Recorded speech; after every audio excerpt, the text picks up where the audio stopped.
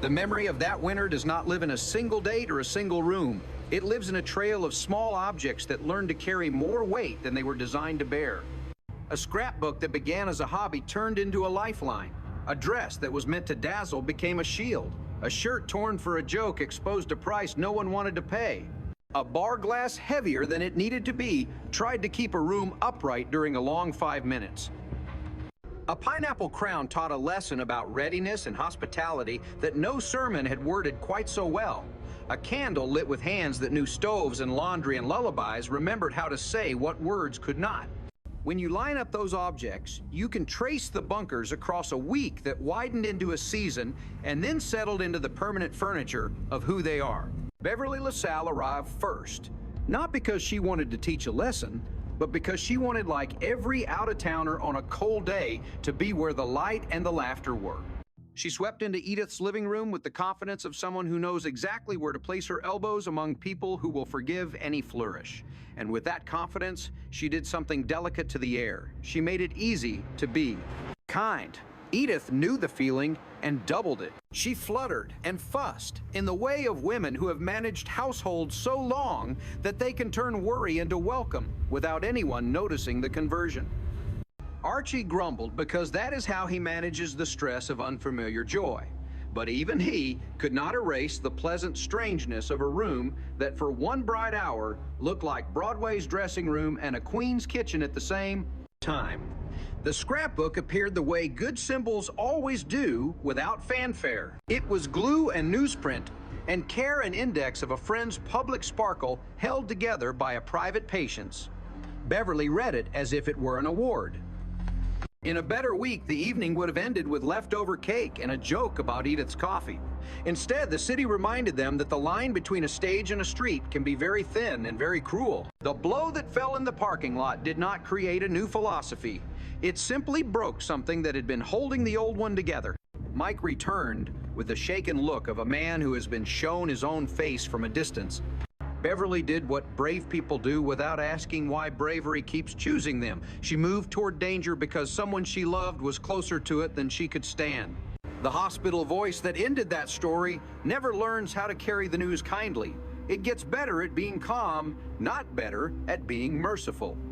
Grief arrived with a punctuality that felt obscene. In the bunker house, it scattered itself according to temperament.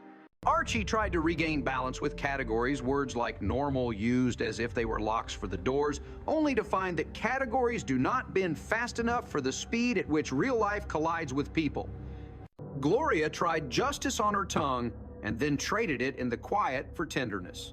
Mike tried to pay a debt that can only be honored, not balanced. Edith did not argue with God. She withdrew to the porch and waited until the world offered a room in which her love for Beverly could sit without being corrected. What came next would have looked random to a stranger. A television prankster tore Archie's souvenir shirt, and a $50 bill dangled like bait to make outrage pass for humor. The bait dragged a camera behind it. The camera begged Edith to say a simple sentence and point a simple finger. All she had to do was pretend one half was brighter than the other. But Edith's honesty is not the aggressive kind that enjoys contradicting people. It is the reflexive kind that does not ask permission before acting. She pointed where the clean was. She did it again and again, despite the pleading look of a man whose job title is make pretend look plausible. The set lost its patience, then its budget, and finally its purpose. Edith gained nothing except the only thing she really cares, to keep the peace that follows doing a small thing properly, even when the world would have paid for a little complicity. When the phone rang, later offering to try again with a fresher script, she declined so gently that no one could be offended, and so firmly that no one could be confused. It is fashionable to celebrate courage when it is noisy. Edith's kind arrives on quiet feet, rejects a lie with a nod, and goes back to the stove. If one scene writes the counter melody to that gentleness, it is the Super Bowl at Archie's bar. He prepared for it the way men like him prepare for any season of hope, with numbers and glassware, with specials whose arithmetic isn't dishonest, so much as it is playful with a poster on the window that promised more than it said. The room filled the way good rooms do by degrees, with coats over chairbacks and laughter that gains confidence as it bounces from face to face. Then two men with pistols taught everyone how fast a party can become a geometry problem.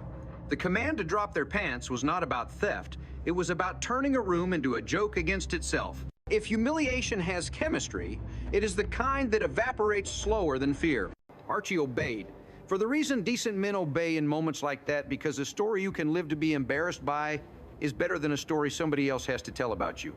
When the guns and the money were gone, the bar had to decide what kind of place it wanted to be.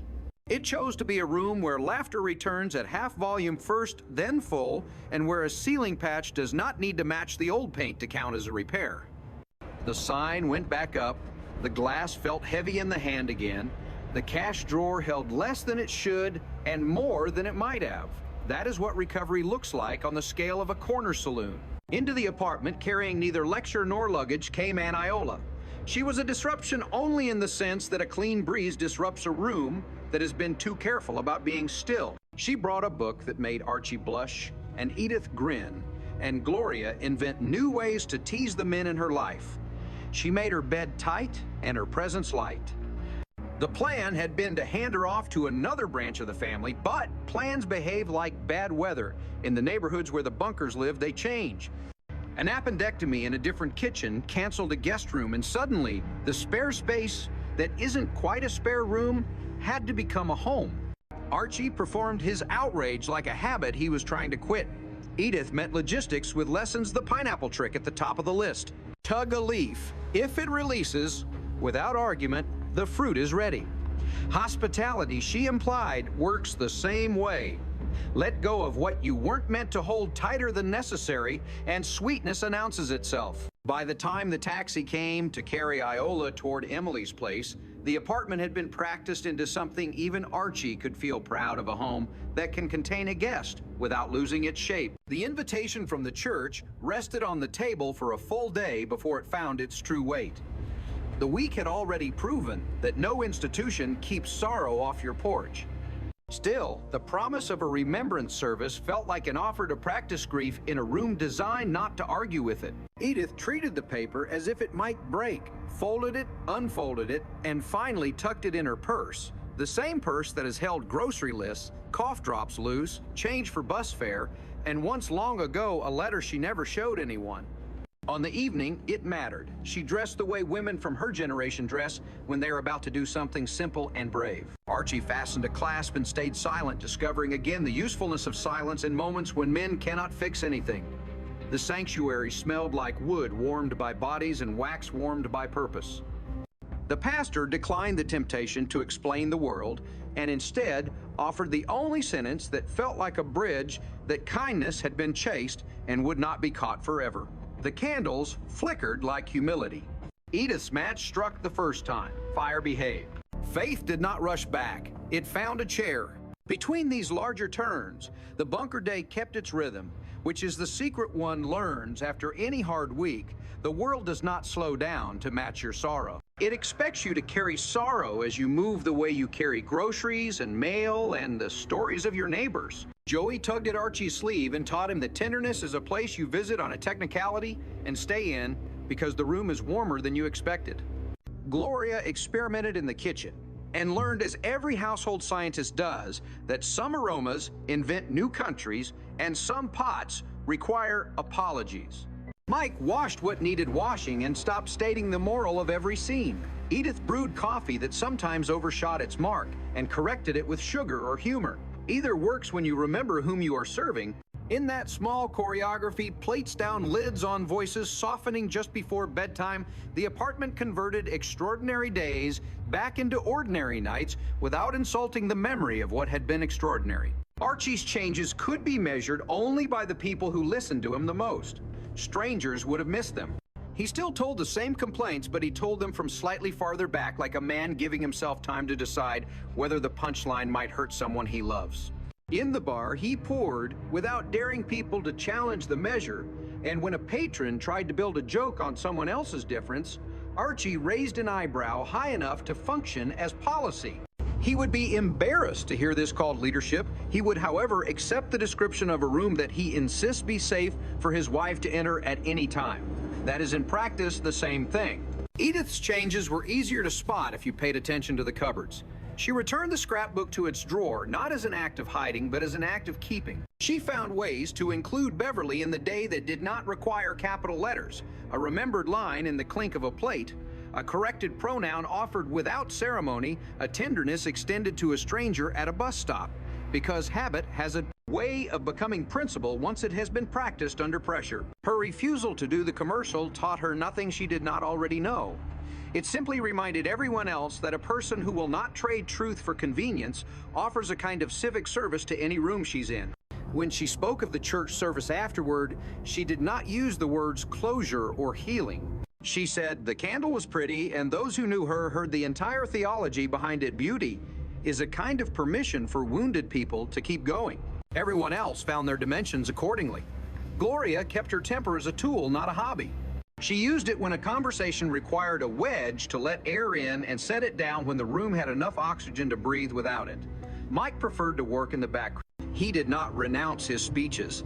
Men like him need to know the world can be argued with, but he delivered them to the mirror and to the sink and to the inside of his own rib cage, more than to the people who already understood. Joey, not privy to the weak seriousness, performed his essential function in any family under stress. He asked for simple joys and got them, thereby saving everyone else from the arrogance of believing that only large acts matter. What the household learned, though no one called a meeting to declare it, is that integrity and dignity arrive by alternating currents. Integrity is what you practice when nobody can make you lie, and yet everyone would be relieved if you did. Dignity is what you practice when somebody tries to make a joke out of your body and you decide to outlive the punchline. Hospitality is what you practice when a plan falls through and a suitcase lands in your hallway. Faith is what you practice when you light a wick and let it sit near a name you can't speak without breaking. These things are not philosophies, they are household arts, the kind you learn the way you learn to fold a fitted sheet badly and keep folding it anyway, because the goal is not elegance, but consent from the linen closet. The bar's patch ceiling never matched perfectly, and Archie decided that was correct. The sign in his window kept its ambiguous arithmetic, and he decided that was also correct. His customers understand the joke and the truth simultaneously, which is a skill the week had been trying to teach them in more urgent ways. The pineapple ripened and then disappeared into a dessert that tasted like hospitality made edible. A new shirt took the place of the torn one, not as a replacement joke, but as a garment that would not be offered to anyone's camera. The scrapbook stayed in its drawer until it was needed and then came out. And when it came out, it did not feel like reopening a wound, but like inviting a friend to sit for a while. The candle stubs collected in a small saucer near the sink. Anyone who has lived long enough knows that saucers like that are better archives than framed photographs. If you wanted the whole chain of days distilled into one picture, you could do worse than the sight of Edith at the sink after midnight rinsing a cup. She could have left for morning, pausing to touch the rim with her thumb the way you touch a forehead to check for fever. Behind her on the chair is Archie's coat, heavier than it looks, carrying the smell of the bar and the street and some road salt from a curb he didn't quite clear. On the table is a note from Gloria about a babysitting shift and a second note from Mike about trash pickup, both written like small contracts with the future. In the drawer is the scrapbook. In the closet is the red suit folded with a respect Archie would deny giving it. On the counter, a pineapple crown missing a leaf. On the windowsill, the stub of a candle that lit a name and then went out exactly when it should. The apartment is not special. It is not meant to be. It is the kind of place where the extraordinary takes its shoes off and becomes survivable.